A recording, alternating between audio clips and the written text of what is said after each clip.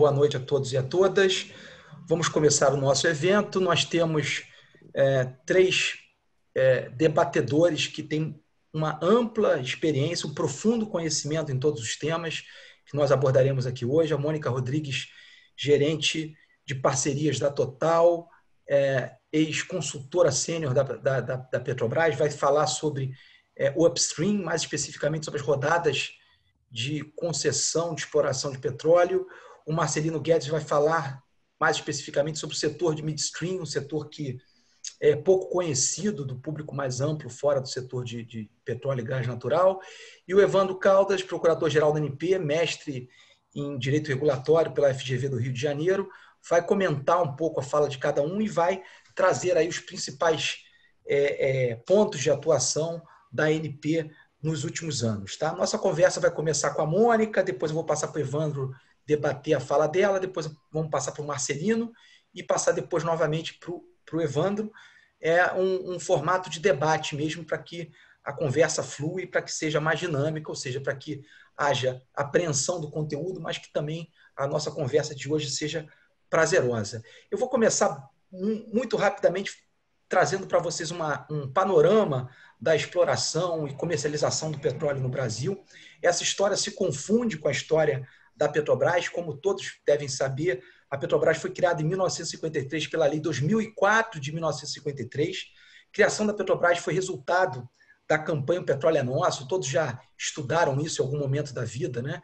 Uma campanha que contou com o envolvimento e a participação de diversas personalidades, com destaque para o Monteiro Lobato. Essa campanha ela foi contrária ao Estatuto do Petróleo apresentado ao Congresso Nacional pelo presidente Dutra em 1948, né? Era uma campanha nacionalista, né? O petróleo foi determinante na Segunda Guerra Mundial.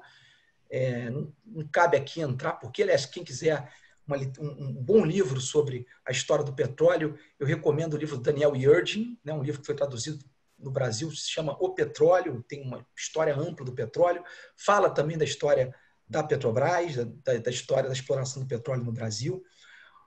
O petróleo também foi determinante na Primeira Guerra Mundial, mas, enfim, o fato é que, com o final da Segunda Guerra Mundial, né, em 1945, o petróleo é um combustível imprescindível para o mundo. Naquele momento, ele não é absolutamente tratado como mero commodity, mas como um recurso estratégico de desenvolvimento de todos os países do primeiro mundo, do segundo mundo ou do terceiro mundo, né? A Petrobras contratou um geólogo norte-americano chamado Walter Link nos seus primeiros anos, de 1954 a 1960. Esse geólogo produziu um relatório chamado Relatório Link, né, que apontava onde seria possível prospectar petróleo em terra, né, o petróleo onshore, né, a gente divide, né, a exploração no onshore, ou seja, em terra, e offshore, em mar. E ao longo desse período, aí, desde 53 até 95, a Petrobras explorou de forma monopolista o petróleo no país, com base na Lei 2004 de 1953. Né? Foi uma companhia que, ao contrário do relatório Link, ela se destacou no offshore, ou seja, na exploração de petróleo no mar. Ela começa no campo de Sergipe em 1968, depois, né, ela passa para a Bacia de Campos já na década de 70.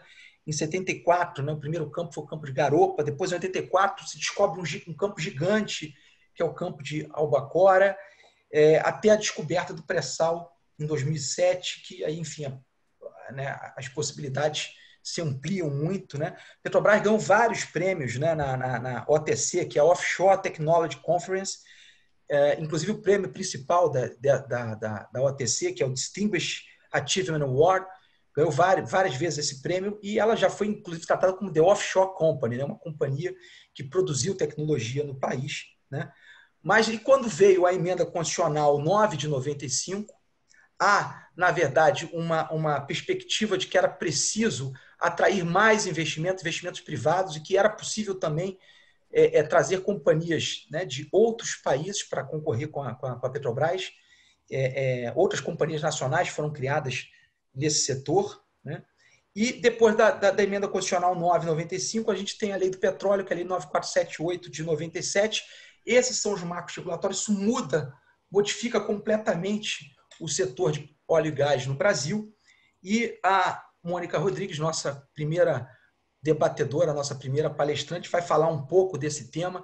Ela estudou isso no doutorado dela na Unicamp, né? E atuou de perto nessas primeiras rodadas da ANP e atua até hoje com essas questões. Mônica, o que você poderia falar aqui para os nossos convidados hoje sobre essas primeiras rodadas, como que isso, os antecedentes, depois como isso se desenvolveu desde 97 até os dias atuais?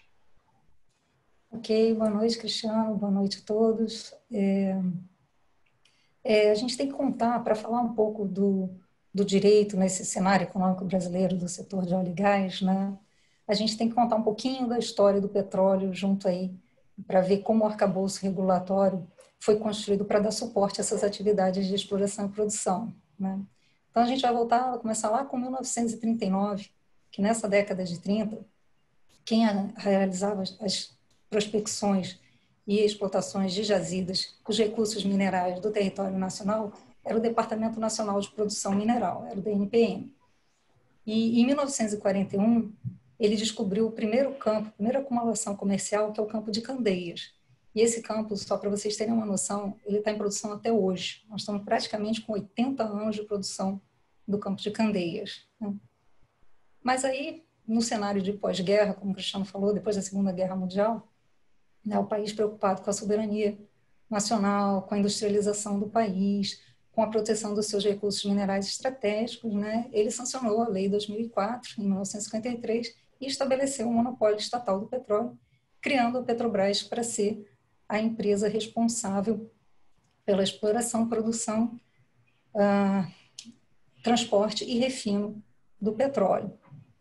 Então, com o passar dos anos, né, e o crescimento da Petrobras, cada vez mais explorando terra, indo para águas rasas, acompanhando o desenvolvimento tecnológico, chegando até as águas profundas aí na década de 80, quando então ela começa a descobrir uma série de campos gigantes de petróleo. Quando a gente diz campos gigantes, como o Cristiano citou aqui, o campo de Albacora, por exemplo, são campos que têm milhões de barris de petróleo. E isso, então, junto com os resultados que ela ganhou ali na OTC, os prêmios para exploração e produção em águas profundas, em lâminas d'água maiores de que 1.000 metros, 1.200, 1.400 metros de lâmina d'água, houve um interesse da indústria internacional para vir para o Brasil explorar esse potencial petrolífero que o Brasil estava demonstrando universalmente. E, obviamente, o governo de olho, então, nessa indústria, né, com possibilidade do aporte econômico enorme, porque a gente, quando fala em indústria de petróleo, a gente está falando numa indústria bilionária. A gente fala, a moeda aqui é dólar, né, e são milhões de dólares e são bilhões de dólares. Então, o governo, motivado, interessado em capturar esse aporte financeiro, ele começa, então, com a abertura do mercado, como foi dito aqui, através da emenda 9 de 1995, que alterou o artigo 177 da Constituição e permitiu que outras empresas pudessem vir explorar o petróleo brasileiro, né? A gente não pode esquecer que a União continua a proprietária dos bens minerais que estão no subsolo, né, brasileiro. Ou seja, independente de ser petróleo, se é água, se é ouro, se é ferro, a União é que é a dona desses bens minerais. Então, o que aconteceu é que em 1997, 2 anos depois da emenda constitucional, foi sancionada a Lei 9478, conhecida como a Lei do Petróleo, que modificou completamente esse panorama, esse cenário de atuação do mercado internacional aqui no Brasil. Essa lei, ela instituiu o Conselho Nacional de Políticas Energéticas, o CNPE, e também a ANP, Agência Nacional de Petróleo, Gás Natural e Biocombustíveis, que regula e fiscaliza o setor, né? E a lei também dispõe sobre as atividades de petróleo e gás aqui no país. Então, a União, como proprietária do petróleo, como ela poderia fazer com que essas empresas viessem trabalhar aqui. As empresas podem ser empresas estrangeiras, podem ser empresas de pequeno porte, médio porte, grande porte, national oil companies, international oil companies, desde que elas sejam constituídas segundo a legislação brasileira, ou seja, tem que ser afiliadas de casa matriz internacional, mas constituídas aqui no Brasil. E para elas virem explorar essas áreas de petróleo, foi construído o regime de concessão, que é o primeiro regime implantado aqui após a quebra do monopólio, que não é um regime criado do nada, é um regime que já é conhecido internacionalmente, vários países como Noruega, Estados Unidos, né, propiciam a exploração do petróleo através dessa concessão, ou seja, a União outorga uma área a uma determinada companhia, um consórcio de companhias interessadas. E a ANP, então, construiu um modelo de licitação pública para leiloar essas áreas para aquelas empresas que têm interesse. E esses leilões ganham a empresa ou o consórcio que realizar a maior oferta, em linhas gerais, né? Esse contrato ele tem uma validade de 27 anos, a partir do momento que as empresas declaram a comercialidade, ou seja, elas têm um tempo para realizar as atividades exploratórias, e depois, declarando a comercialidade, elas têm cerca de 27 anos para produzir o petróleo que elas encontraram nessas jazidas. Então, cada licitação dessa entra por um processo de elaboração de edital, consulta pública desses editais, o próprio contrato de concessão, ele vem sofrendo atualizações a cada processo de licitação, para que sempre seja ouvida também a indústria, o que as empresas estão demandando, o que estão pedindo. Então, a ANP faz essa ligação entre a indústria e o governo para melhorar sempre as regras que estão sendo apresentadas nesses contratos, né? E uma coisa bastante interessante do contrato de concessão, que vai diferir para os demais regimes, né, para o regime de concessão, para os demais regimes, é que o titular do petróleo é a empresa que venceu aquela área, a concessionária daquela área, a empresa ou o consórcio, né? Ou seja, a União, o monopólio da União, o petróleo está lá embaixo, é da União. A partir do momento que ele chega em superfície, ele é produzido, são feitos os cálculos das tributações governamentais, e a partir daí esse petróleo pertence aos concessionários daquela área e eles podem dar o destino que quiserem para esse petróleo. Bom, passado o tempo, né, esses processos de licitação acontecendo, as empresas explorando o potencial do Brasil, e em 2007 foram realizadas as primeiras descobertas na camada do pré-sal. E o que aconteceu aí, que marcou significativamente a regulação, né, foi que essas descobertas do pré-sal, que antes a gente tinha de campos gigantes, agora nós estamos falando em campos super gigantes. Volumes eram de milhões de dólares, de barris, agora os volumes são de bilhões de barris.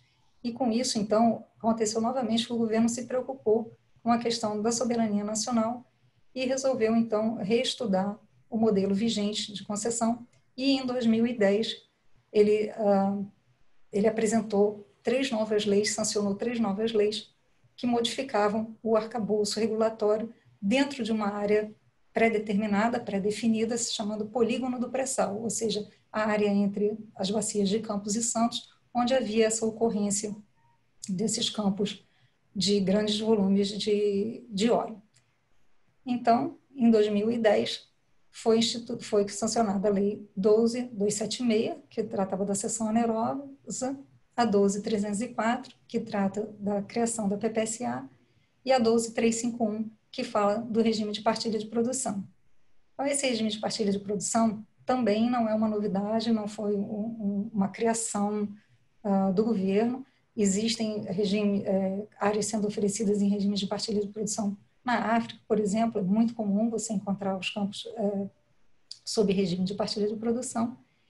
E a ANP já fez hoje 6 licitações nesse modelo de regime de partilha de produção. Claro que, como o regime de concessão é mais antigo, nós já tivemos 16 rodadas de oferta de áreas no modelo de concessão, né? Aqui a licitação pública é feita também pela ANP, porém quem assina o contrato de partilha de produção não é mais a ANP representando o governo. Aqui quem assina é o MME, o Ministério das Minas e Energias, que representa a União.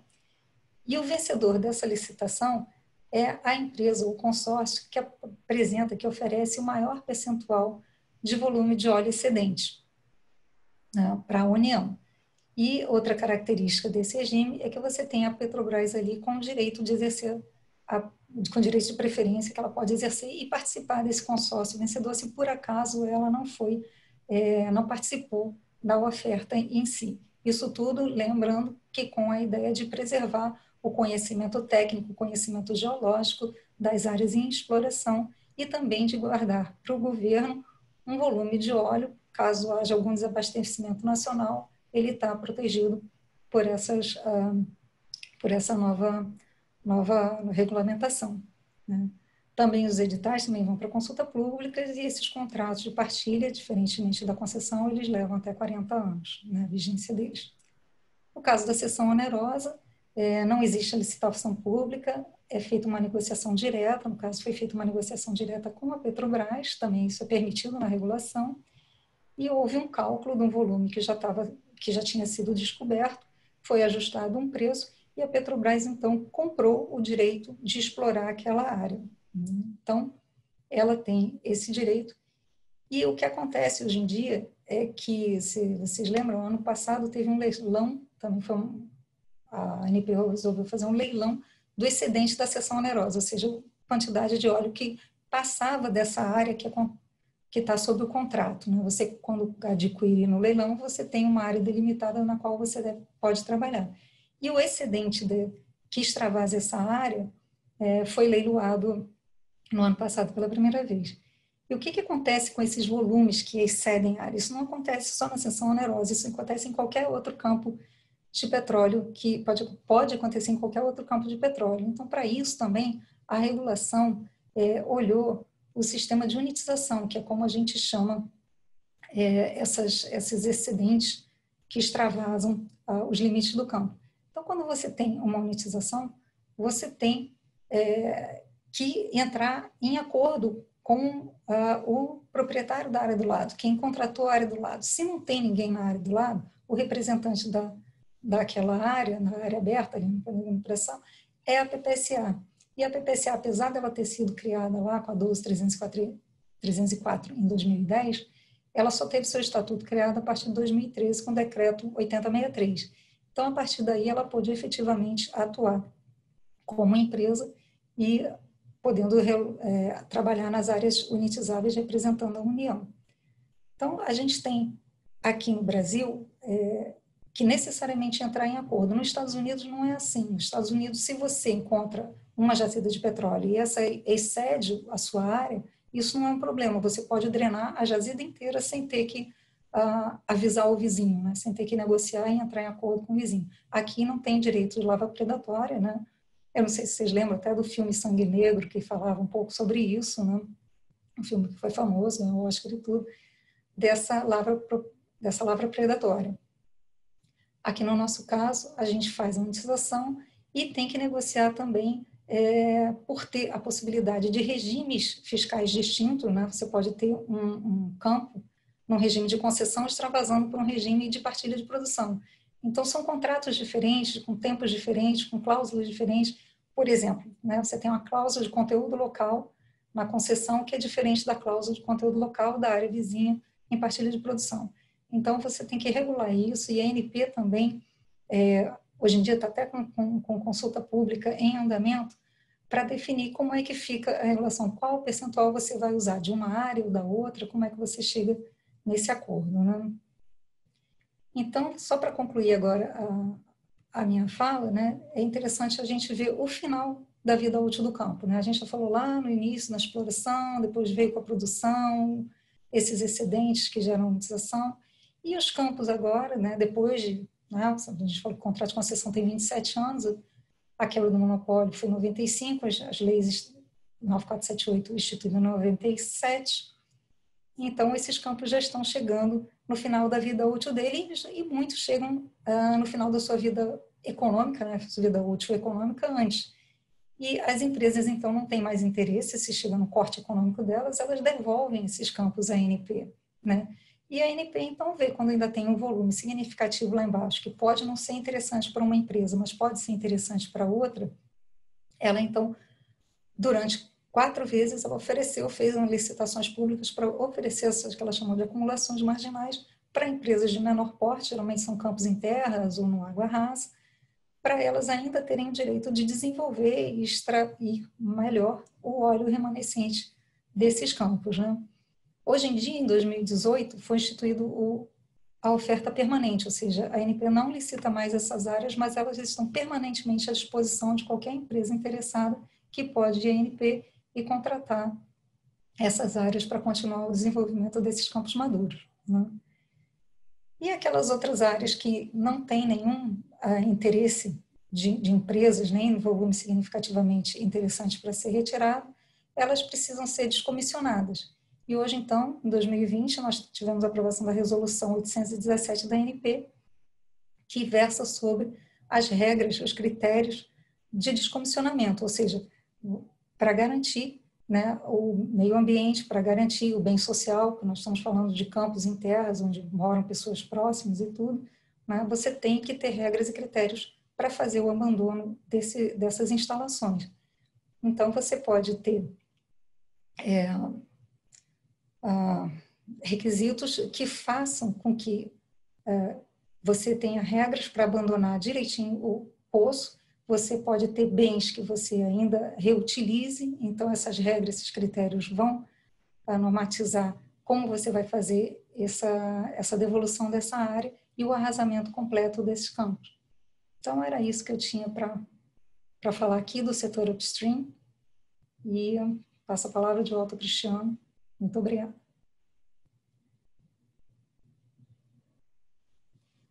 Está no mudo, Cristiano. Está no mudo.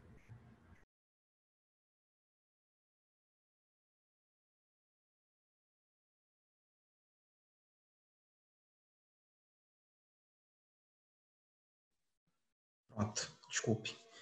Agora estou menos acelerado. Eu acabei reuniões um pouquinho antes daqui, mas a Mônica conseguiu explicar com bastante calma e bastante profundidade, pelo menos aí um pouco mais de 20 anos de maneira bem detida, né? Mas se remeteu justamente àquele primeiro momento, antes inclusive da criação da Petrobras. A gente vai ter no curso de Direito Econômico e Regulatório uma aula específica, né? A gente vai aprofundar a regulação de cada um não, mas dos principais setores regulados. Então, a gente vai ter um módulo apenas sobre óleo e gás, um módulo apenas sobre energia elétrica, um módulo de transportes, um módulo de telecomunicações, e a gente vai ter outras oportunidades de discutir esse setor com mais profundidade, discutir mais, ampliar os nossos debates, né? O Evandro Caldas, que é procurador-geral da ANP e é um dos professores do nosso curso, né, pode, inclusive, falar um pouco mais. A Mônica mostrou aqui algumas mudanças nas políticas energéticas brasileiras que levaram a mudanças na legislação, que, portanto, levaram também a mudanças na regulação da ANP. E eu queria justamente passar a palavra para o Evandro para que ele discorresse, explicasse um pouco quais foram os desafios regulatórios nesse contexto de mudanças nas políticas energéticas brasileiras. Antes de abrir para o Evandro, tá? Só, pessoal, pedir para que o pessoal do certificado para colocar o nome só apenas quando eu falar, olha, pessoal, bota o nome, porque aí vocês facilitam depois para o nosso pessoal da coordenação a localizar o nome de vocês, senão fica muito pulverizado, fica difícil para eles verem a fita novamente, 2 horas, para localizar o nome de todo mundo. Tá bom? Então, vou pedir para quem colocou o nome no final, no final não, a partir de 8 e pouquinho, eu vou falar novamente, olha, pode botar o nome. E aí vocês coloquem. A gente colocou o link da pós aí, para quem estiver interessado por mais informações da pós Direito Econômico e Regulatório. Colocamos o link do LinkedIn da Mônica e agora eu passo a palavra para o Evandro justamente falar aí dos principais pontos na atuação da ANP recentemente. Evandro, boa noite. Obrigado aí pela presença. Boa noite, boa noite. Obrigado, Cristiano. Obrigado, demais participantes. Prazer estar aqui fazendo esse teaser, digamos assim, da pós-graduação da PUC, Direito Econômico Regulatório. E eu queria começar, eu acho que para qualquer... Lógico, a gente vai aprofundar o direito do petróleo aí durante o curso, né? Acho que aqui a ideia é mais passar um entendimento macro do que acontece hoje no setor. Você tem que ter um entendimento básico do que acontece, pelo menos de um tempo recente para cá, para conseguir entender de onde vêm as mudanças regulatórias, o que precisa ser atualizado, onde precisa trabalhar e qual o que está acontecendo, né? Você tem que se situar, digamos assim, no mundo do petróleo. Eu vou tentar, para ficar mais dinâmico, passar uma apresentação aqui, porque eu acho que fica mais legal. Se eu consigo. Vamos ver aqui. Não sei se deu certo. Tá passando ou não? Uhum. Tá? Estamos vendo aí. Tá. Vocês estão vendo aqui o setor do petróleo e gás natural no Brasil enfrenta desafios? É isso. Deixa eu ver. Deixa eu tentar aqui. Calma aí.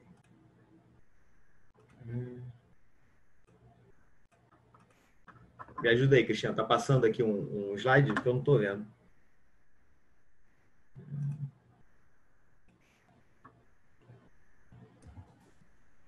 Tá projetando. Então, calma aí.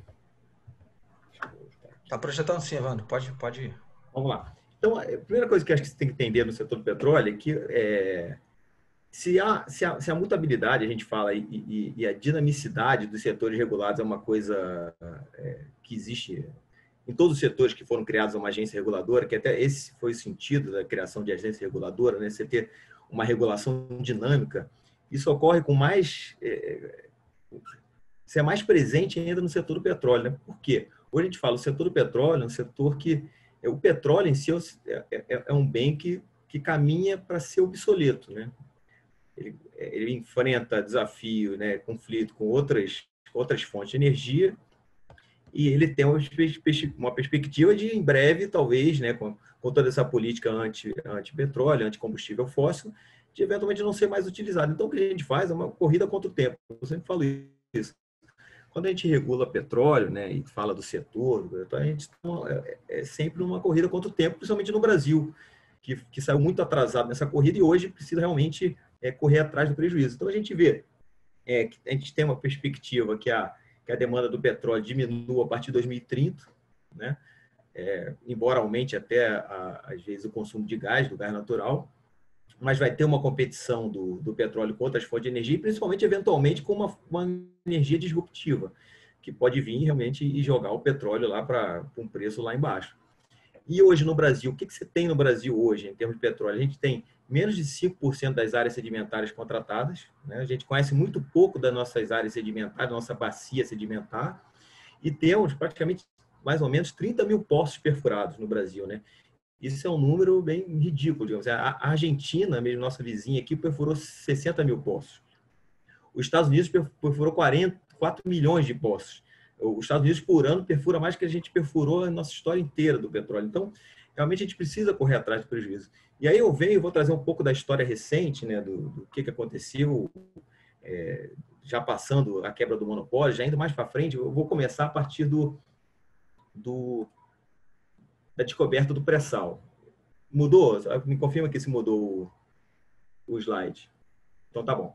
Então, a gente vê o que aconteceu. E nessa época, né, eu não contei aqui, antes de ser regulador, eu sou procurador-geral da Agência Nacional do Petróleo, mas eu fui advogado da Petrobras por essas coisas do destino. Eu fui advogado da Petrobras, passei no concurso para procurador federal, por diversas situações, acabei na Agência Reguladora do Petróleo sendo procurador-geral. E eu lembro, quando eu entrei na Petrobras, né, o Cristiano também entrou um pouco depois de mim na Petrobras, eu entrei justamente em 2007. Foi na época da descoberta do pré-sal. E realmente era uma época de euforia, assim. E quem é da Petrobras, quem entrou naquela época, via assim como é que a alegria que você tinha de participar daquela, de ser da Petrobras, de ser brasileiro, ter descoberto o pré-sal. Só que essa descoberta, essa euforia, eu vou mostrar um pouquinho mais adiante, acabou prejudicando o Brasil em certo ponto, né? Essa propaganda que foi feita em cima do pré-sal, na época lá em 2007, acabou atrasando a gente ainda mais. A gente já estava atrasado, acabou atrasando um pouco mais. Vou explicar por quê. A gente vê, passando aqui várias notícias da época, né, de 2007, né, aquela perspectiva de o Brasil sair da pobreza que a gente tinha assim, em tempo rápido, né, em pouco tempo. Só que a gente vem logo depois, né, isso foi quando a Petrobras divulgou a descoberta do campo de Tupi, a gente teve a resolução 6 do CNPE, que eu digo que esse foi o ato administrativo que eu acho que deu o maior prejuízo na história do direito administrativo brasileiro. Porque essa retirada de 41 blocos da nona rodada, né, os blocos estavam ali para ser licitados, né, eles ser licitados, iam ser explorados e provavelmente hoje já estariam produzindo petróleo já há muito tempo. Já se fez um cálculo na ANP, já se calculou mais ou menos que essa retirada desses blocos, esse atraso que isso acabou gerou um prejuízo de mais ou menos R$1 trilhão por baixo, assim, de receita que o Brasil poderia receber e acabou não recebendo por causa desse atraso, né? Então, nessa época de descoberta do pré-sal, se entendeu, né, no governo da época que o país precisava se expropriar, né, se apropriar de uma forma melhor desse recurso. Que aquele regime, né, como citado ali pela Mônica, aquele regime de concessão não era suficiente para que o Brasil pudesse realmente aproveitar o máximo possível do seu recurso, que era um recurso finito, que era um recurso nacional, que era uma riqueza nacional, que precisava fazer aquilo retornasse um benefício da sociedade. Então, foi retirado esses blocos da rodada, foi constituída logo no ano seguinte, 2008, uma comissão interministerial para avaliar um novo regime, né, como a Mônica falou, um novo regime que pudesse aí trazer esse benefício maior para a sociedade da exploração desse petróleo aí na camada do pré-sal. E nesse tempo, né, nessa situação, assim, já se perdeu 2 anos, né, 3 anos praticamente, 2007, coberto pré-sal. Em 2010, só foram editadas novas leis, né, como a Mônica falou, a lei da cessão onerosa, a lei que criou a PPSA, a lei que dispôs um novo regime de partilha, e acabou criando, assim, que eu falo, uma contra-reforma. Por que uma contra-reforma? Porque lá atrás a gente abriu o mercado, né, quebrou o monopólio, visando assim, ter menos Estado, né, um setor regulado, se criou uma agência reguladora, transferiu para o particular a exploração e produção de petróleo e querendo, de fato, trazer novas empresas, né, você trazer uma competição aí na produção e exploração de petróleo. Só que depois do pré-sal, na verdade, teve um retorno, uma contra-reforma que eu falo, mais participação do Estado, né, o Estado mais presente na exploração e produção. Então, você cria uma empresa nova, a PPSA, que participa de todos os contratos na partilha de produção, você obriga a Petrobras a estar em todos os contratos, são todos os contratos naquela época que seriam fechados ali, celebrados, presentes naquela camada do pré-sal, né, que a gente fala ali na zona do pré-sal, seriam com a participação da Petrobras. Então, a gente tinha um regime que era assim, ou era participação direta, né, contratação direta da Petrobras com a PPSA, ou a Petrobras participava de qualquer jeito com 30% de participação, com a PPSA, sendo a PPSA aquela, digamos assim, aquela fiscal do custo em óleo, né? Depois a gente vai explicar melhor ao longo do curso como é que se dá o contrato de partilha de produção, mas é ela que regula, é ela que fiscaliza ali como é que está sendo o retorno financeiro praticamente para a União em termos de óleo, e a empresa que fosse vencedora do leilão ali em regime de partilha de produção. O que isso gerou, né? Esse tempo que o Brasil perdeu analisando o novo regime, pensando como é que ia ser a exploração e produção nessa nova área do pré-sal, acabou gerando praticamente 5 anos sem rodada de licitação. Foram tirados aqueles 41 blocos em 2008, o Brasil passou 2008, 2009, 10, 11, 12, sem nenhuma rodada de licitação de petróleo. Teve, em 2013 retorna, tendo a 11ª do pré-sal. Aí vem 14, 15, e aí, como vocês lembram bem, assim, naquela época, vem a Lava Jato, vem toda aquela confusão que a Petrobras se envolve, né, acaba, inclusive, registrando lucro. O preço do petróleo tem uma queda grande. Você tem uma política de conteúdo local, né? A gente vai explicar isso também depois ao longo do curso, que é o regime de contratação, de necessidade de contratação de bens e serviços nacionais muito complexa, que também demonstra uma intervenção do Estado, né? Obriga as empresas de petróleo a contratar serviços e produtos nacionais, mas de uma forma muito complexa, você dificulta a operacionalização ali do contrato, e você acaba gerando o que acontece até 2015, 2016. E aí, nesse quadro aqui que está passando, vocês podem ver, e o que mais chama atenção, o que demonstra, digamos, se está pulsando a indústria do petróleo, é a quantidade de poços exploratórios concluídos. Né? Se você está perfurando poço, você está procurando petróleo. Se você está perfurando muito poço, você está procurando muito petróleo. Então, a atividade está se desenvolvendo. E você vê aqui que no final de 2016, 2017, a gente perfurou 28 poços. Essa atividade petrolífera estava baixíssima, né? Ela veio alta até 2011, 12 e veio caindo, né?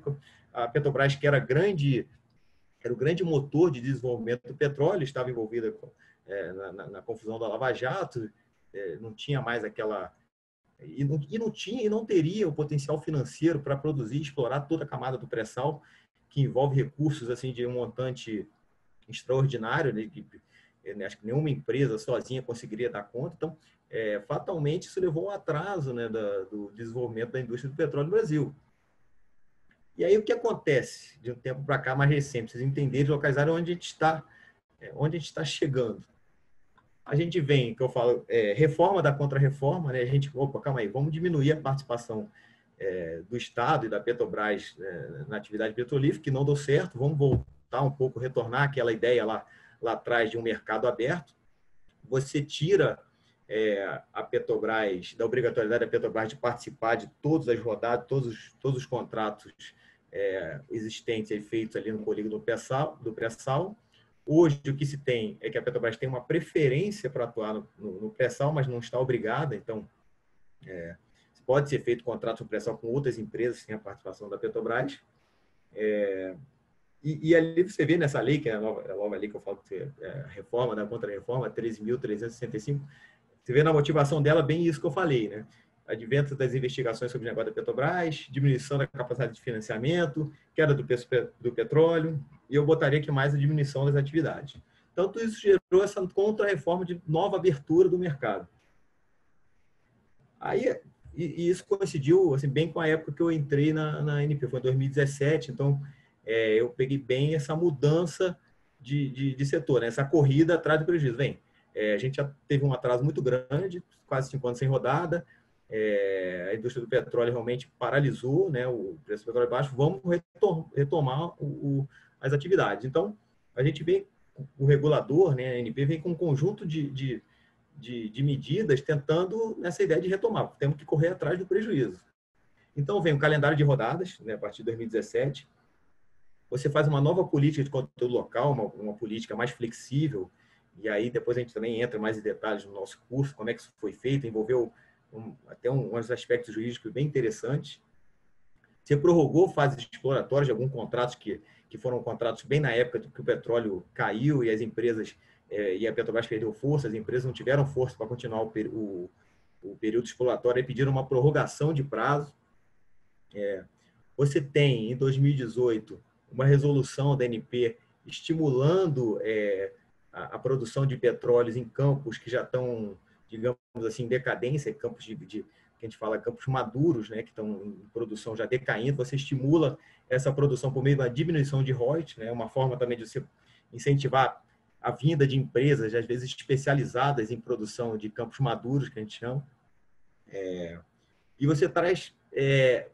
a gente foi criado em 2019 um novo regime, que é o regime de oferta permanente, que é uma coisa que é quase intuitiva, que a gente pensa realmente. É muito melhor você deixar, como a gente fala assim, o cardápio todo em aberto para as empresas escolherem onde elas querem explorar, e a partir dessa escolha você criar uma competição, do que você levar 500 blocos exploratórios para uma licitação e ficar esperando alguém tentando descobrir qual empresa vai estar interessada em cada bloco. Não, é muito mais fácil que alguém aponte, olha, eu estou interessado num bloco, e a gente pega essa manifestação de interesse e faz uma licitação. Opa, tem um interessado, então vou abrir a licitação. Tem algum outro interessado nessa área?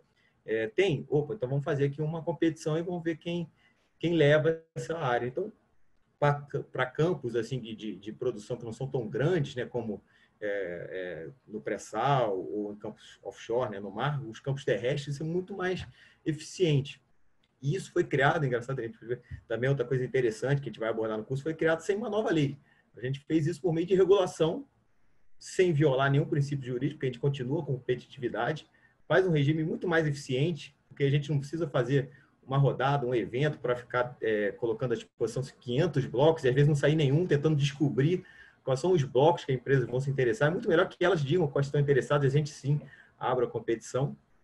Então foram feitas, assim, sem entrar muito em detalhe todos, que para a gente avançar aqui, várias medidas para tentar evoluir e destravar o setor, né? A ideia era essa. Então a gente veio aqui 3 anos, 4 anos praticamente, vamos tentar correr atrás daquele prejuízo que a gente sofreu e colocar o setor de volta nos trilhos. Então a gente teve um conjunto de rodadas, né? Vocês devem ter acompanhado. 2017, 2018 teve a 14ª de concessão, a 15ª, a 2ª de partilha, a 3ª de partilha, a 4ª e a 5ª. Só em 2017, 18 foram 72 blocos arrematados, o que significa 72 novos contratos de concessão de petróleo assinados, né? Já aumenta um grande número o número de eventuais conflitos, eventuais arbitragens que podem acontecer, né, entre regulador e empresas concessionárias. Uma arrecadação de bônus de assinaturas, assim, foram 28 bilhões de bônus de assinatura arrecadados só em 2017 e 2018. A gente vem em 2019, tem a rodada, essa oferta permanente, que eu comentei agora há pouco, 16ª rodada.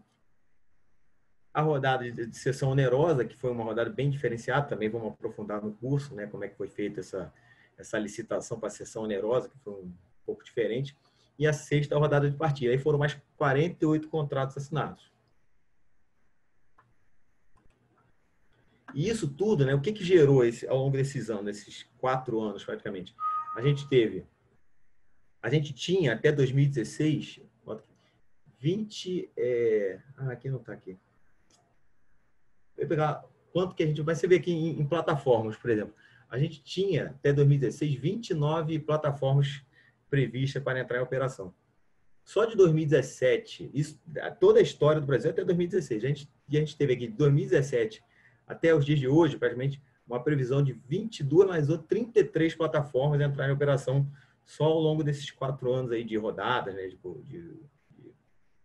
um potencial de arrecadação de 5,6 trilhões. Realmente, como a Mônica falou, tudo no setor do petróleo em valores realmente extraordinários, né? Que a gente, quando entra e começa a trabalhar no setor, a gente se impressiona e acaba acostumando. A gente fala de milhão e bilhão como se estivesse falando de R$100, R$1.000 para lá, coisa que você acaba até perdendo um pouco da noção. E o que significa isso tudo, né? O BRIC, a gente fala, o petróleo é muito legal, a gente trabalha num setor, é um setor de atividade econômica, né? A gente regula uma atividade econômica, enquanto, né, a gente tem aquela divisão clássica, serviço público, atividade econômica, né? Aquela divisão de direito administrativo clássico, mas é muito mais do que isso, né? A atividade econômica do petróleo não é a atividade que está na lei, a gente sabe, é a atividade monopolizada e de utilidade pública, né? A lei diz isso. O que é atividade de utilidade pública? Atividade que é prestada, embora por particulares, também no benefício da sociedade. Então, todo esse retorno financeiro que a gente tem da atividade do petróleo, que a gente está lutando para correr atrás, na verdade é cumprir, a gente fala, o artigo 3º da Constituição, que é lá, transformar a sociedade, pegar esse dinheiro, né, essa arrecadação, e investir em favor da sociedade, criar uma sociedade mais livre, justa e solidária, garantir o desenvolvimento nacional, erradicar a pobreza. Então, e essa é a importância do setor do petróleo. A gente não atua...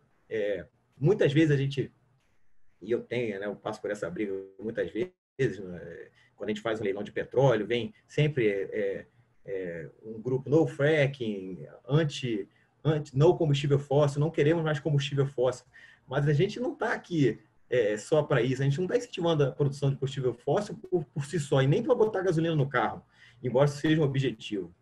O abastecimento nacional é um objetivo da ANP, que as pessoas consigam combustível, consigo energia, mas não é só isso. É muito mais, talvez mais importante, ou tão quanto, é a arrecadação financeira que a gente tem dessa atividade, que gera um retorno para a sociedade incrível. Aí vem, eu não acredito naquela ideia de falar maldição do petróleo. Existe maldição do petróleo, né? Existe o mau aproveitamento dos recursos. Os recursos financeiros estão chegando, você está aproveitando bem o recurso financeiro, você transforma a vida da sociedade. A verdade é essa. Então, a apresentação, eu vou parar por aqui, que a gente vem, e eu quero só adiantar, né? Isso aqui a gente tinha até o ano passado, 2019. E a gente vinha avançando com o calendário de rodada, tentando retomar, né, fazendo aquela corrida contra o tempo que eu vim falando, para tentar aproveitar isso, esse recurso finito o quanto antes.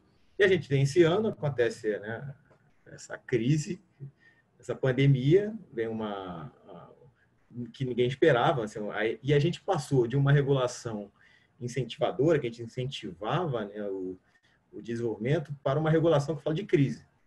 Virou, que muitos têm falado, que é um direito administrativo de crise, uma regulação de crise, como que a gente, na verdade, em vez de incentivar, se desenvolver, a gente não, vamos tentar manter o que existe, né?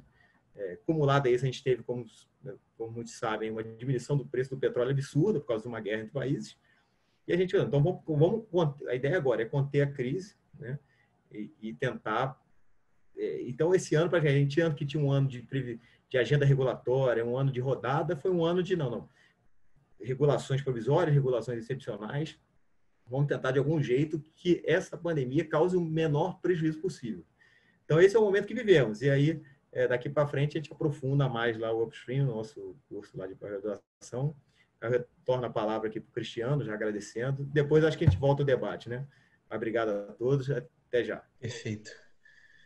Obrigado a você, Evandro. Como vocês podem ver, de fato é um tema muito amplo e que nós vamos dedicar na pós-graduação 120 horas para o direito regulatório, de maneira geral, e 24 horas especificamente para o setor de óleo e gás. Vocês veem que são 24 horas que talvez nem esgotem, né, todos os temas que perpassam o setor, mas certamente dá para ter um bom conhecimento com 24 horas específicas, com bons profissionais que estarão conosco, né? Além do Evandro, que é o procurador-geral da ANP, a gente vai contar também com advogados que atuam no setor do lado de cá também, né? O José Guilherme Berman, do escritório aqui do Rio, BMA, e professor da PUC, também vai estar conosco, entre outros profissionais que serão chamados. É uma pós-graduação que não é destinada apenas a advogados, muito pelo contrário, né?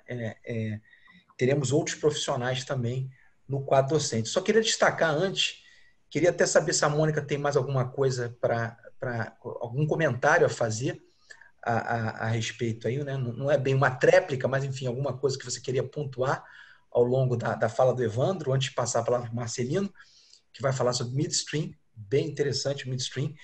Mas só queria destacar o seguinte: além do Rio de Janeiro, que nós já temos uma presença, né, boa no Rio de Janeiro, nós temos pessoas aqui de São Paulo, Belo Horizonte, Londrina, Maricá, Duque de Caxias, João Pessoa, Tanguá, Osório, no Rio Grande do Sul, Jaboticabal, em São Paulo, Floripa, em Santa Catarina, Campinas, em São Paulo, Belo Horizonte, Olinda, Pernambuco, Itupeva, em São Paulo, Belém do Pará e Guarujá, em São Paulo. Muito bom.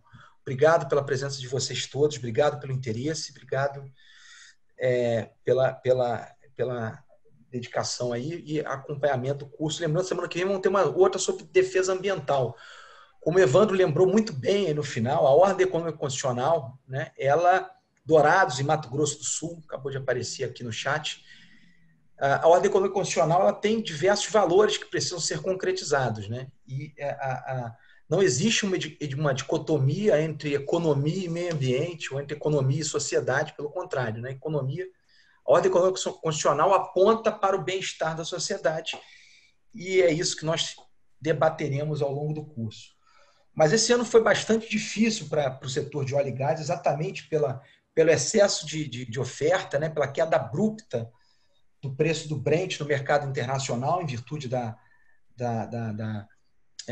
guerra comercial entre Rússia e Arábia Saudita. O Evandro lembrou bem aí, né? Um ano desafiador para a ANP e para as empresas. Mônica, você queria comentar alguma coisa, fazer algum comentário em relação à fala do Evandro, pontuar alguma coisa mais importante que você tem esquecido ao longo da sua apresentação?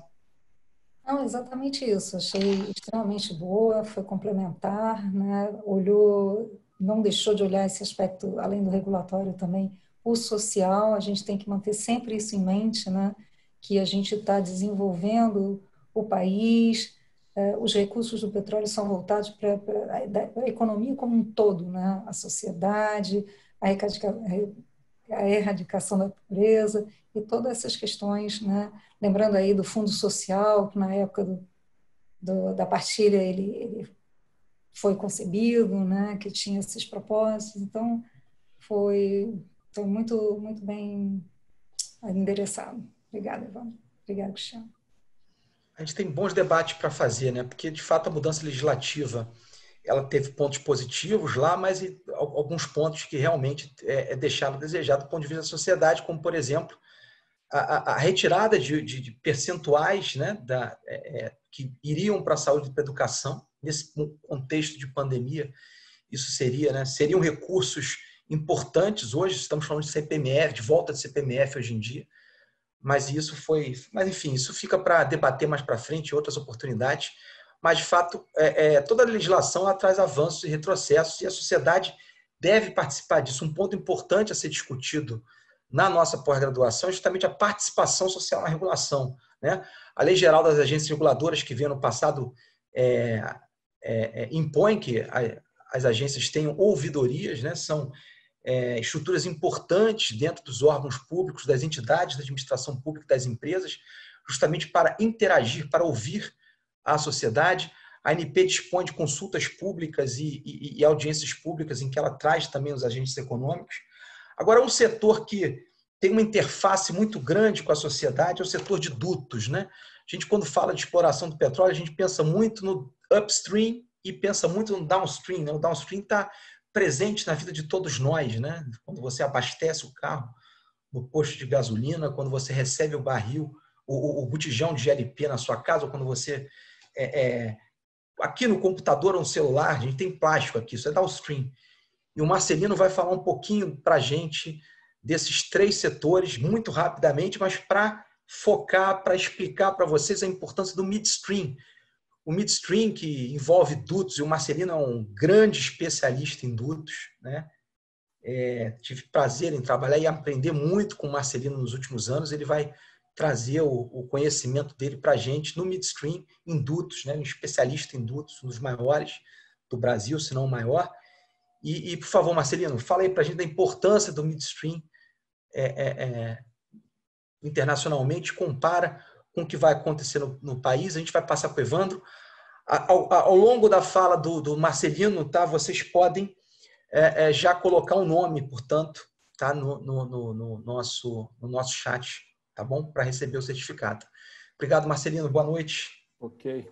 Obrigado, Cristiano. Obrigado pelo convite. Mônica e Evandro, parabéns aí pela grande discussão ou apresentação de um tema realmente que empolga todos os brasileiros, né? Que é como vamos realmente explorar e gerar riqueza para o país com as reservas que nós temos em nossa plataforma continental. Mas o petróleo lá no reservatório vale pouco, né? Então, se alguém vai lá embaixo no reservatório, tira e bota no topo da plataforma, alguém tem que pegar esse petróleo, levar para a refinaria e da refinaria colocar no mercado consumidor. Então, esse segmento de midstream, que no Brasil não é tão conhecido, eu vou falar rapidamente para vocês, vou ter alguns slides que eu vou fazer quase um filme, né? Que vai ser tão rápido os slides que eu acho que isso vai ser um filme em função do pouco tempo que nós temos, mas vai dar para explicar a importância do setor. Quero compartilhar com vocês aqui. Deixa eu achar aqui a apresentação. Vocês já estão vendo? Sim. Tá? Sim. Deixa eu só ver se já estou no modo de apresentação. Ok. Então, não vou falar de regulação do setor de óleo e gás, do midstream, eu vou falar do setor e como regulado, né? Como eu vejo o processo de regulação desse setor de midstream no Brasil. Como já falou o Cristiano, a nossa indústria é dividida em 3 grandes blocos ou 3 grandes segmentos. O upstream é aquele pessoal que descobre o petróleo, retira o petróleo, faz toda a parte de explotação, que é tirar o petróleo lá de cima e botar na superfície. Depois tem um pessoal que pega esse petróleo e faz o transporte ou faz a estocagem dele e leva para uma refinaria. E depois da refinaria, como é que pega o derivado, o produto do processamento do petróleo na refinaria e coloca isso, então, no mercado. De uma forma um pouco mais detalhada, você tem aqui o pessoal do upstream, que é o pessoal da área de produção de petróleo nas plataformas ou nos campos terrestres. E no meio, né, o pessoal do midstream.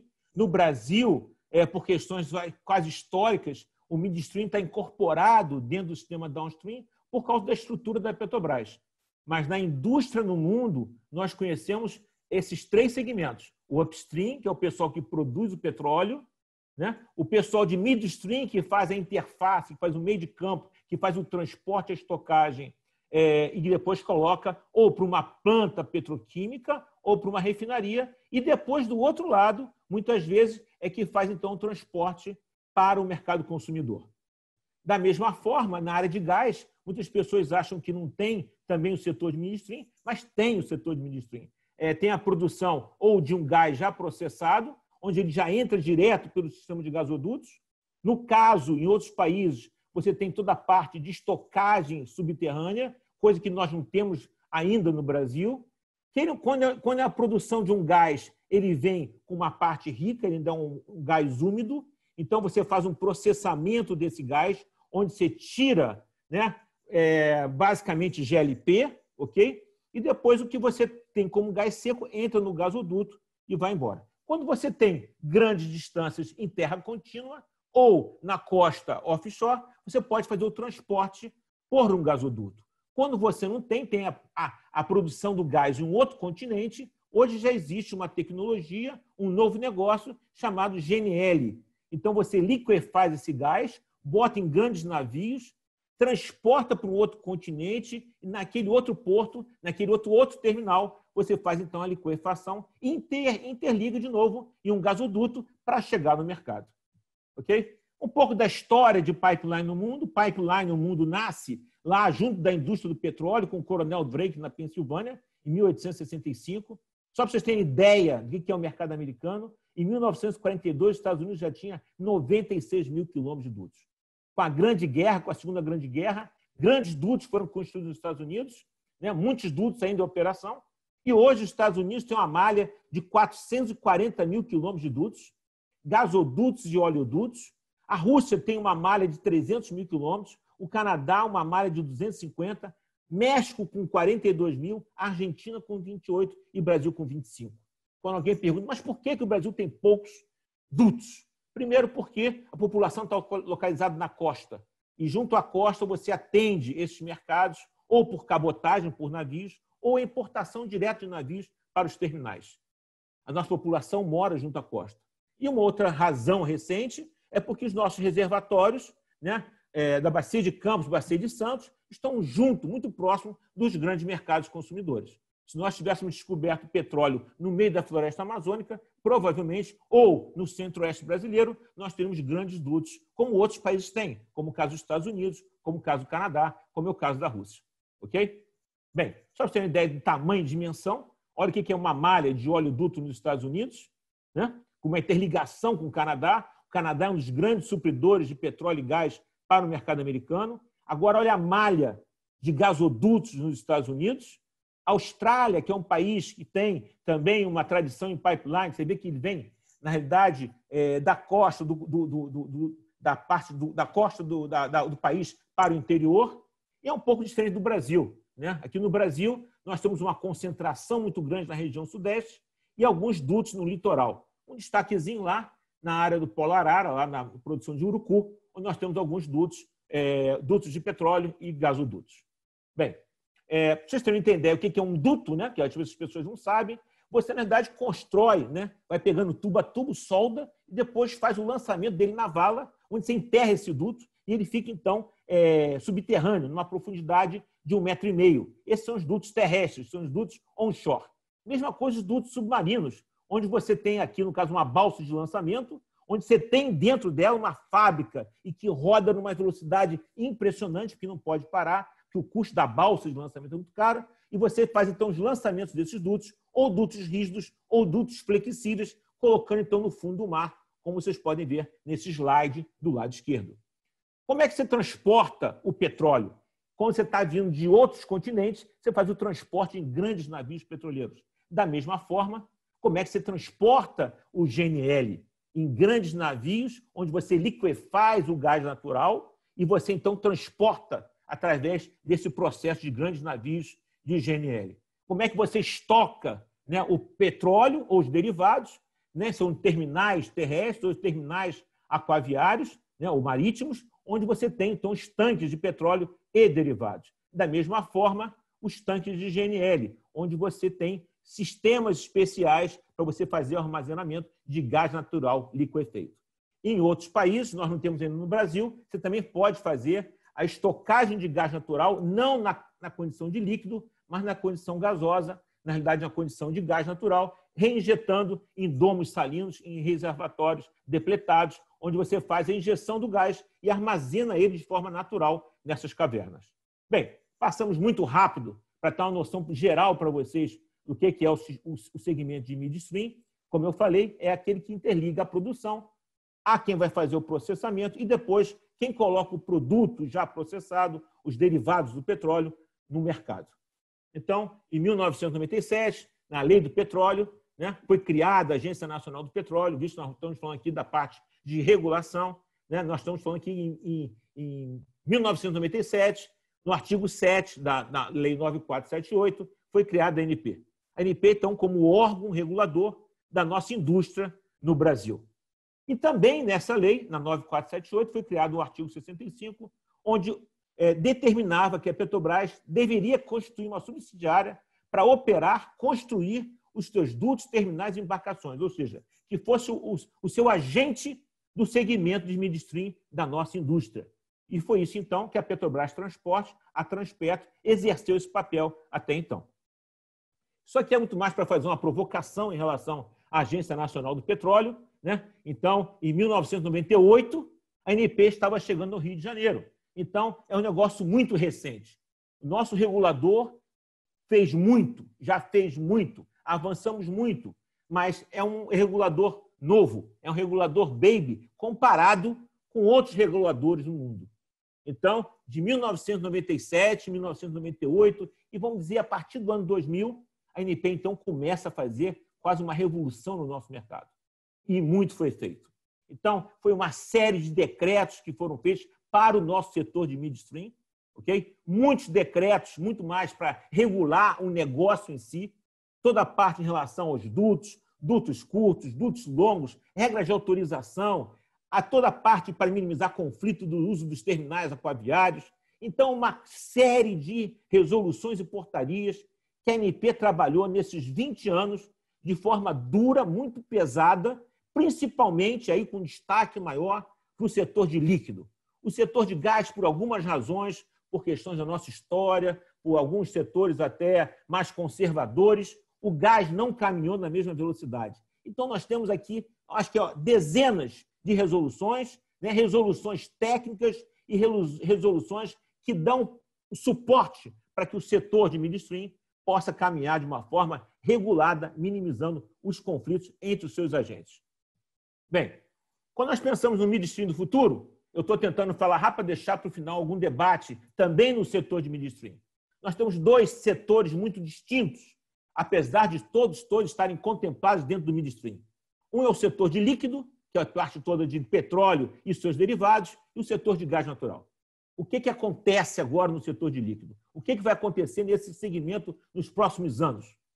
No Brasil, o que cresce no Brasil é um negócio chamado agrobusiness. Tirando as outras indústrias, o que cresce, o que tem força, o que tem dimensão e o que empurra o país é o setor do agrobusiness do Brasil.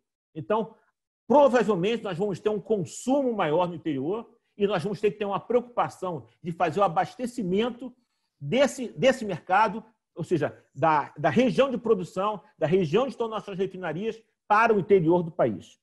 Outra mudança que vem e nós temos que ficar atentos às mudanças regulatórias em relação a isso, é a prática do preço no país com paridade internacional.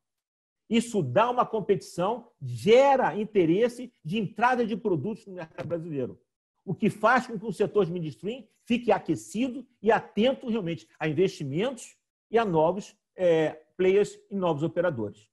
E, por último, e muito importante, é a abertura do segmento de downstream da Petrobras, né, com a venda de 8 refinarias. Nós temos 13 refinarias e nós vamos, então, vender 8 refinarias. E vocês vão ver daqui a pouco no slide seguinte, onde eu vou falar o seguinte, o que isso gera de impacto quando nós falamos que vamos vender 8 refinarias para o setor de midstream. Já no setor de gás natural, existe hoje uma demanda muito, muito grande de gás natural no mercado mundial.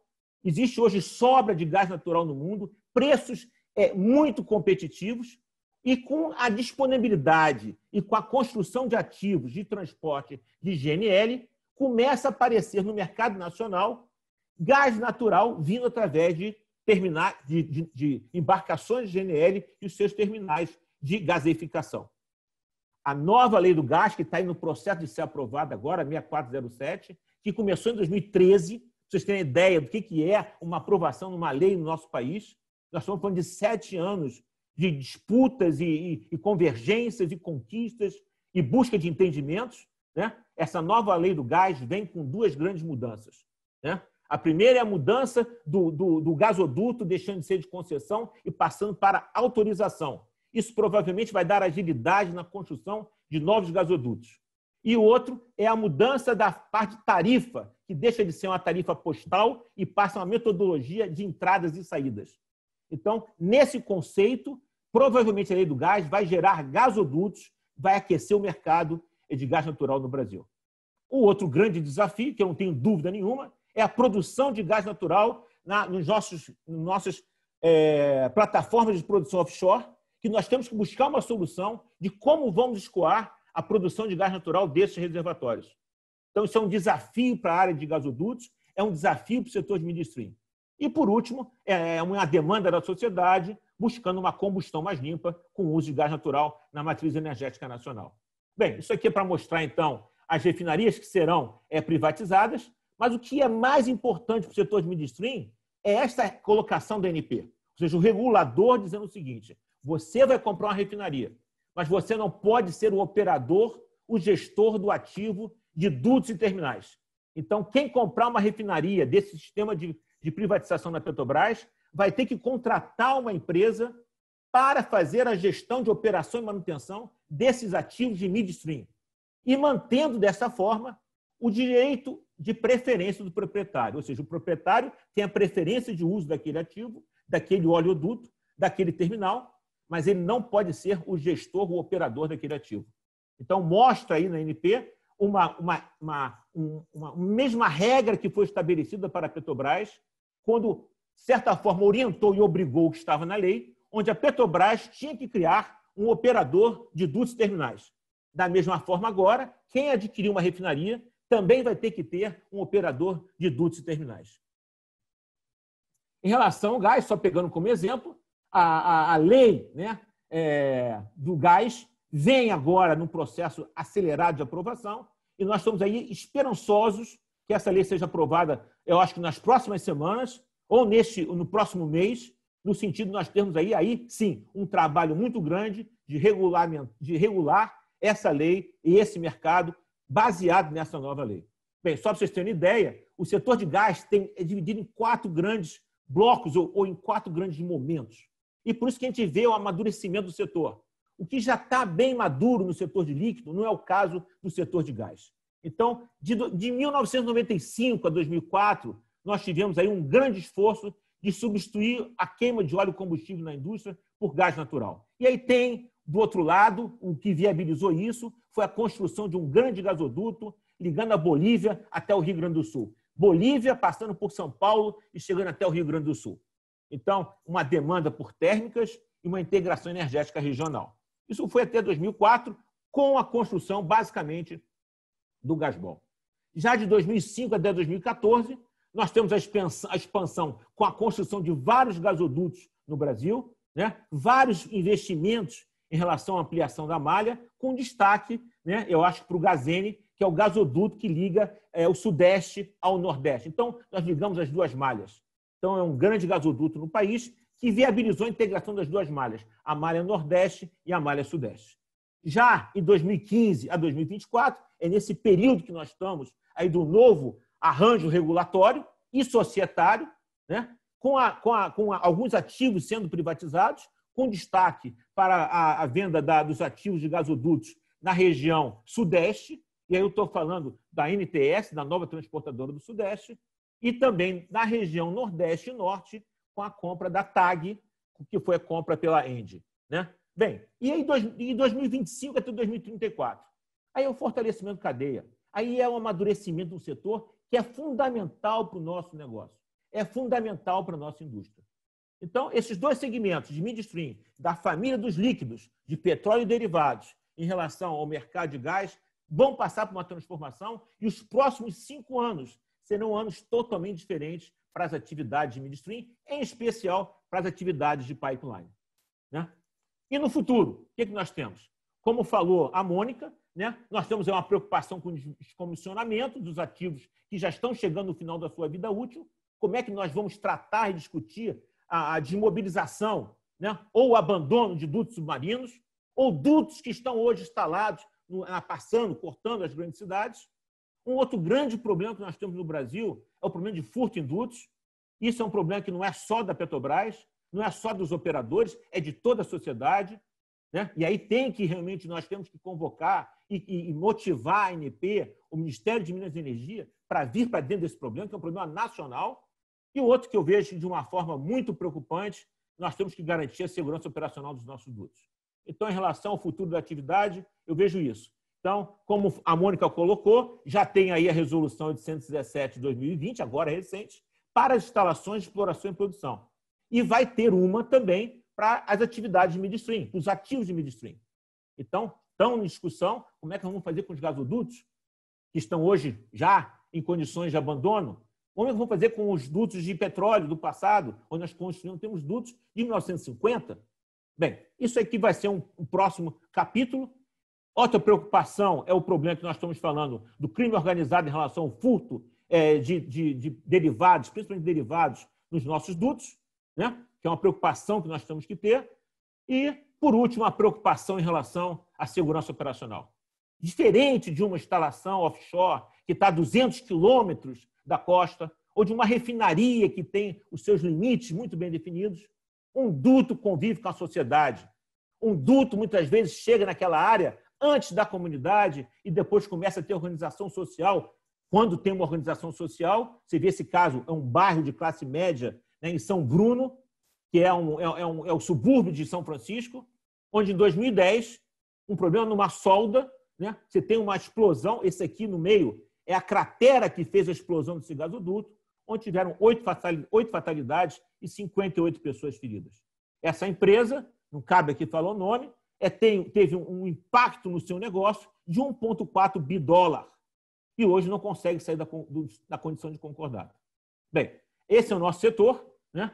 E aí, aqui muito mais aqui é uma preocupação nossa, porque até então a Petrobras, nesse setor, basicamente ela era a única regulada, né? E regular, de certa forma, a Petrobras é um negócio mais fácil, em função das suas competências, das suas preocupações de compliance, com seus objetivos até de preocupação social, né? Mas agora o mercado com multirregulados, com empresas de diferentes dimensões, é um trabalho muito grande para a ANP. É um trabalho muito grande para o nosso regulador. Quando eu falo nosso, eu falo no sentido que é assim que a sociedade, que um negócio organizado tem que pensar. Então, como é que nós, da área de midstream, como é que nós, da área de dutos, olhamos para um regulador? Isso aqui nós gostamos de ter um regulador ágil, transparente, sempre mostrando as suas intenções, muito bem forte, estabelecido, uma estabilidade das suas regras, que os nossos investimentos, do nosso setor, nós estamos falando de investimentos de longo prazo, definição muito importante dos papéis, dos limites de responsabilidade do regulador e, com certeza, sempre criando um ambiente favorável para os investimentos, para o crescimento da nossa atividade. E, por último, né, o interesse do regulado nunca pode prevalecer, né, sobre o interesse da sociedade. Né? Aqui o consumidor, no caso, é da sociedade. Bem, isso aqui é muito mais um resumo da nossa atividade. É uma atividade importante, muitas vezes ela é invisível. Nós estamos conversando aqui agora, mas agora nós temos um duto que está levando gasolina para Brasília. Então, 1.050 quilômetros, operando 24 horas por dia. Então, a nossa atividade ela não aparece. Nós estamos assim quase... E porque nossos dutos estão enterrados ou estão lançados no fundo do mar. Então, às vezes, fica até difícil arrumar uma foto de plataforma fantástica, uma foto de uma refinaria linda, mas os nossos dutos estão no fundo do mar ou estão enterrados. Então, se você está olhando agora a sua luz ligada, se você está olhando lá o fogão da sua casa, acredite que ali tem um pouco de pipeline com vocês também. Obrigado. Vou passar a palavra, então, para o Cristiano. Muito obrigado. Maravilha, Marcelino. Obrigado. Antes de passar a palavra para o Evandro, eu ia pedir para a Ana colocar o vídeo de 1 minuto, rapidinho, para a gente ver. Passo a palavra para o Evandro debater, mas só enquanto a Ana vai colocando o vídeo aí na agulha.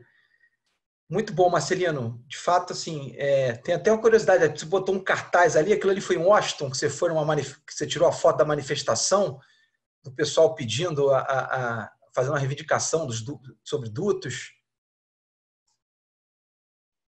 Marcelino, tá sem som, tá sem som.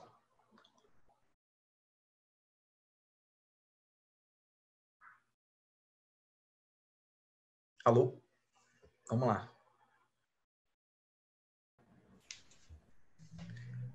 Mas é uma atividade que, de fato, tem muitas externalidades, né? Sim, Com a Cristiano, sociedade e externalidades ambientais também, né? Aquilo foi o seguinte, cara, eu fui para uma reunião da Associação Americana de Engenheiros Mecânicos, quando eu cheguei lá tinha um engarrafamento total.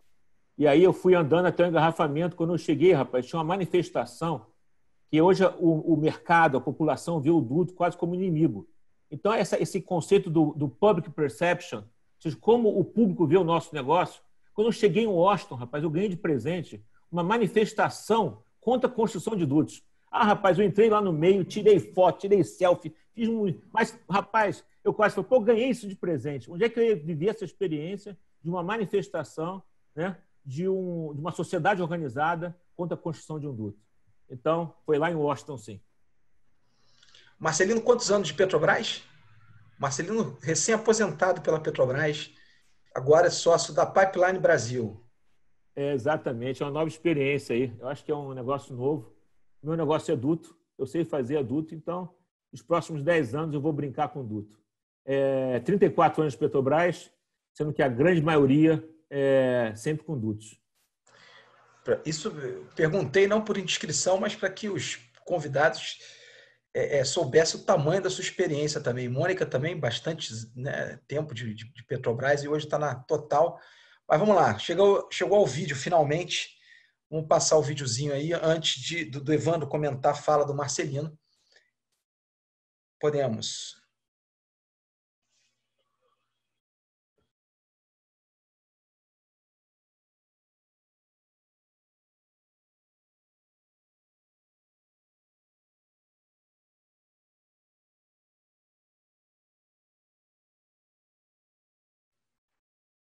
Só está sem som, Ana.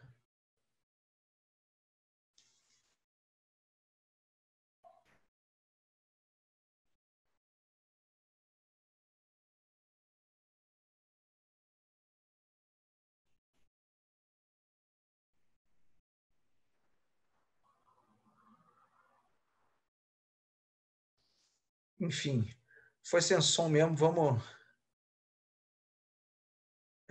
continuar. Então, Evandro,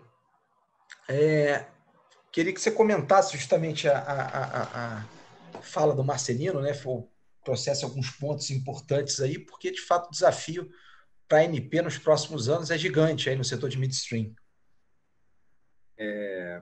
Parabenizar o Marcelino pela apresentação. E isso traz, né, não é porque hoje eu trabalho na ANP, não, mas eu gosto de regulação, né? E você vê como é que é o desafio da regulação no setor de óleo e gás, né? A gente tem regulação desde o contrato de concessão, né, exploração e produção de petróleo, vem no midstream, de todos os gasodutos, todos os dutos, até o posto de gasolina que está na esquina da sua rua. A ANP regula isso tudo. De um lado você tem concessão, de outro você tem autorização, todas as utilidades públicas.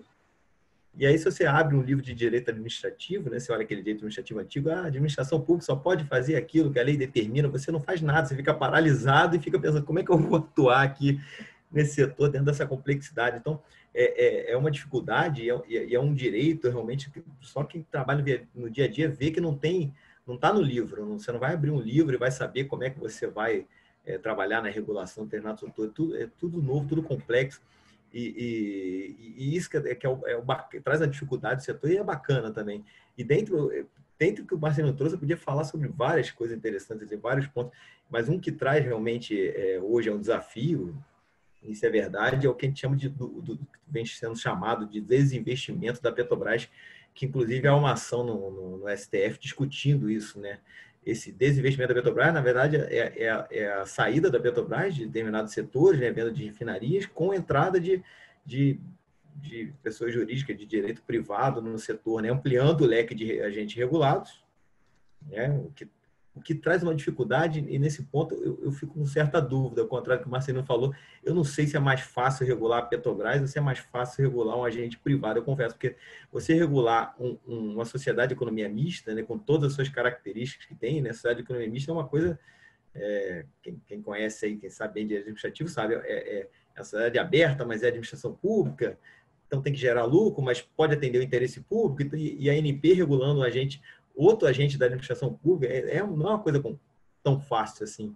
É lógico, o número de agentes vai ampliar, então a dificuldade vai ser muito maior, porque pelo número de pessoas, né, pelo número mas, de uma forma geral, eu acho que é importante esse desinvestimento, embora, engraçado, teve até recentemente, o Congresso questionou esse desinvestimento, depois voltou atrás, né, o Maia deu a declaração falou que ia voltar atrás, que é importante, não é a saída da Petrobras, isso não quer dizer que o mercado vai ficar à deriva. A gente vive num ambiente regulado.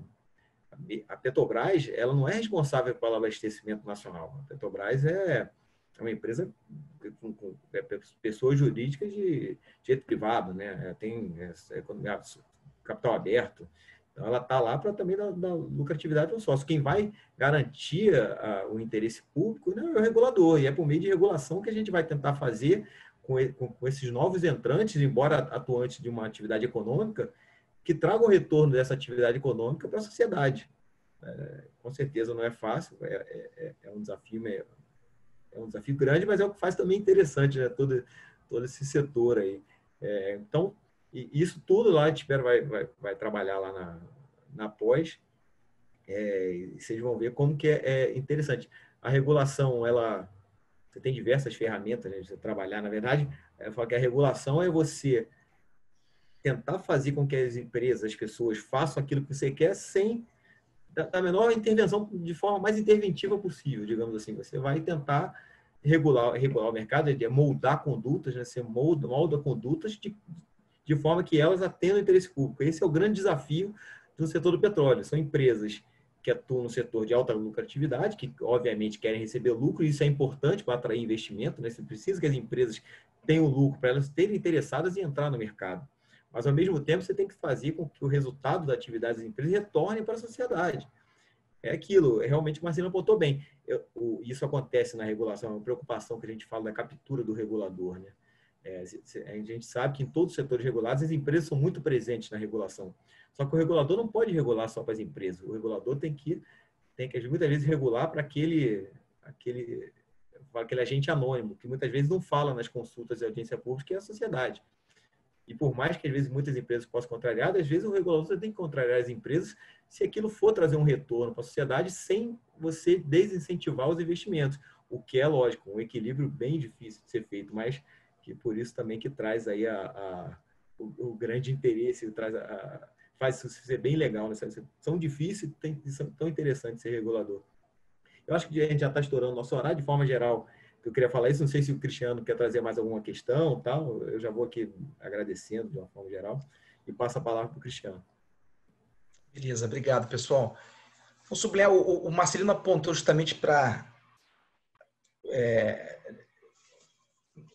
novos arranjos regulatórios que surgirão, certamente, né? A ANP é dinâmica, a ideia de criação das agências reguladoras é exatamente essa, né? Dar dinamicidade, dar celeridade para a regulação de setores complexos, né? Sempre com o fim de promover o bem-estar da sociedade, o bem-estar das pessoas, enfim, que a exploração econômica seja compatibilizada com o meio ambiente, com os consumidores, entre outros bens importantes, bens comuns da sociedade. E é importante que a gente tenha isso em mente. Mas o Marcelino também tratou, ou pelo menos apontou, né, mencionou, que surgirão também novos arranjos societários, né? E hoje a gente tratou apenas dos arranjos regulatórios num setor, que é o setor de óleo e gás. Esses novos arranjos societários, eles passarão necessariamente pelo direito econômico, pelo direito concorrencial, né? Que serão também tratados na pós. Então, essa pós-graduação, de fato, é uma pós-graduação para preparar para o mercado que está se abrindo aí para os próximos anos, né? Não apenas para as pessoas que atuarão na iniciativa privada, mas também para pessoas que estão ou que querem estar na administração pública e querem se preparar para esse novo momento que está se descortinando já há alguns anos, mas que tem ganhado força nos últimos 2 ou 3 anos no Brasil, né? Queria agradecer a presença de todos, lembrar mais uma vez que semana que vem discutiremos com 2 professoras de Direito Ambiental, uma professora da PUC do Rio de Janeiro, Daniele Moreira, e uma professora, Fernanda Bragato, da Unicinos, do Rio Grande do Sul, também é especialista em Direito Ambiental. A Daniele Moreira vai falar de maneira geral, né, da defesa do meio ambiente na Constituição brasileira, vai tratar de alguns fatos que aconteceram no Brasil nos últimos anos, né, que expuseram, inclusive, empresas justamente por não cuidar dessa parte ambiental, mas a Fernanda Bragato vai tratar especificamente da questão indígena. Já falamos aqui que não existe, né, dicotomia entre economia e sociedade, economia e meio ambiente, ou economia e saúde, como também há pouco tempo se ventilou, né, se defendeu, e que essas coisas elas têm que ter análises holísticas e complexas, né? E a intenção da PUC é justamente tratar temas complexos com a devida profundidade, com a devida complexidade que esses temas devem ter, tá? Muito obrigado a todos. Não vi se alguém tem alguma pergunta específica para fazer para os palestrantes. Eu estou vendo aqui o Bruno perguntando se o belíssimo conjunto de slides que foram apresentados pelo Marcelino será disponibilizado em algum local ou alguma forma de solicitá-lo. A Ana colocou o LinkedIn do Marcelino ali. Conectem o Marcelino pelo LinkedIn. Marcelino, você quer falar sobre esse seu belíssimo conjunto de slides? Eu quero fazer só... vou fazer só uma observação em relação aos jovens, tá? Eu não sei qual é a idade média aí dos participantes, mas nós temos um movimento no mundo chamado Young Pipeline Professional. E nós temos no Brasil um capítulo, um grupo, que é o Young Pipeline Professional Brasil. São profissionais até 35 anos que atuam no segmento de pipeline. Então, e é muito, às vezes é quase natural, nós só temos lá engenheiros técnicos e nós estamos precisando de advogados lá. Então, o setor é muito maior do que, desculpe, os geólogos, os geofísicos e os engenheiros, não é isso, Mônica? Né?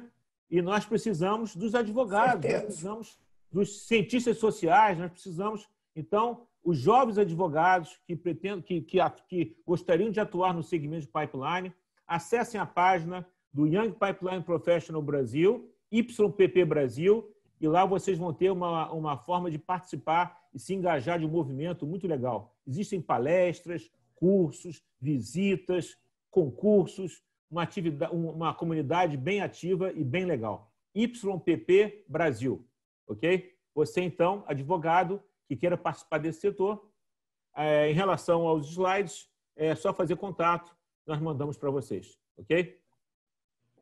Maravilha. É isso, pessoal. Devido ao adiantar da hora, vamos encerrando por aqui. Acho que não surgiu nenhuma pergunta aqui, mas, enfim, os links dos profissionais que estiveram aqui hoje, eu agradeço a presença do Marcelino, da Mônica e do Evandro. O link de todos, né, para o LinkedIn deles está por aqui, então se vocês quiserem, de repente, perguntar alguma coisa depois, surgir alguma dúvida, enfim, pedir alguma indicação, vocês façam lá pelo nosso... pelas redes sociais, ok?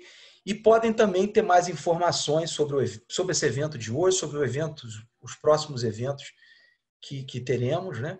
Lembrando aqui a aula inaugural da pós do Carlos Ari Sandfeld no dia 10 de agosto. Mais uma vez, agradeço a todos e a todas. Boa noite. Obrigado, Marcelino. Obrigado, Evandro. Obrigado, Mônica. Boa noite.